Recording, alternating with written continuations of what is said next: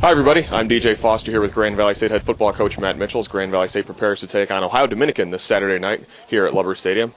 Mitch, obviously the big storyline from last weekend was Heath Parling's injury. He will be out for the rest of the season, but Isaiah Grimes is in. It's been the first week of his career that he's been the number one quarterback. How's he looked these past few days? Doing a good job. We have a lot of confidence in Isaiah. He's good. He's a talented kid. And he's been in our program for 3 years, so it's not like a freshman stepping under center and doesn't know what's going on. He understands what we're trying to get done, and for given the situation, circumstances, losing the quarterback, the transition so far this week has been pretty good. So it'd be interesting, again, to kind of see how he handles it. It's one thing when you get thrown in as a backup and you go out there and start playing. He's kind of had a whole week to prepare, but also a whole week to think about the situation and the pressure and a lot of those things. So he's usually a pretty even-tempered kid, so I don't think that anything's going to bother him much. I think for him more than anything, just get out there and start playing football and settle in and go from there. I'm sure I know the answer to this already, but you're not going to change your offensive mindset, your game plan too much, I wouldn't think, right? No, we don't change. I think there's some things that he can do that the other guy can't do and vice versa. So there's probably some subtle changes, but in terms of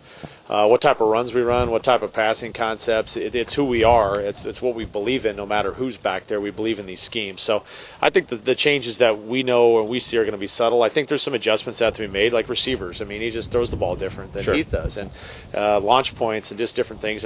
He's 6'6", the handoffs. There's little subtle differences. On big picture, no subtle differences that you kind of have to work through, and there's really no way to skip past the whole step of just getting repetitions, both in practice and game, and that's what we've been doing this whole week in preparation for Saturday. The defense posted a 28-0 shutout, so they got the 0 on the board behind their name.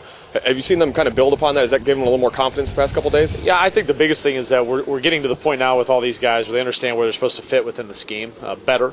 I think this week we've really been focusing on that you got trust other people around you to be where they're supposed to be. So I think if there's a change, we're not there yet. We're still a work in progress on that side of the ball, but it's got to be about accountability and trusting other guys. We can't have 11 independent contractors out there trying to do their own thing. We've got to work together as a unit, and that was a hard lesson we learned at Notre Dame.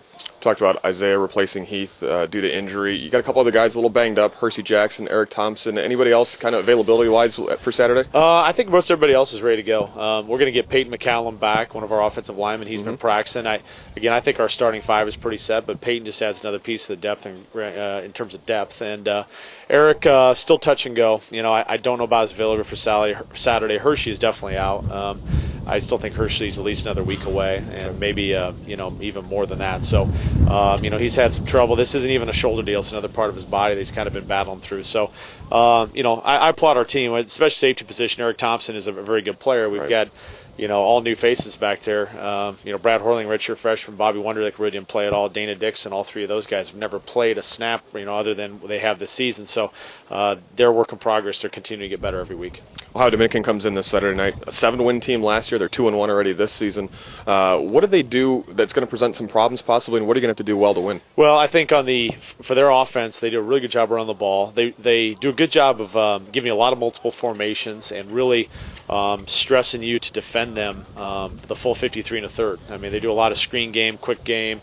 There's a lot of things where the ball is getting put in different spots, both run and pass. Fly sweeps, inside zone, outside zone. They hit you in a lot of different spots. So having your eyes in the right spot and being very disciplined is going to be key on that side of the ball.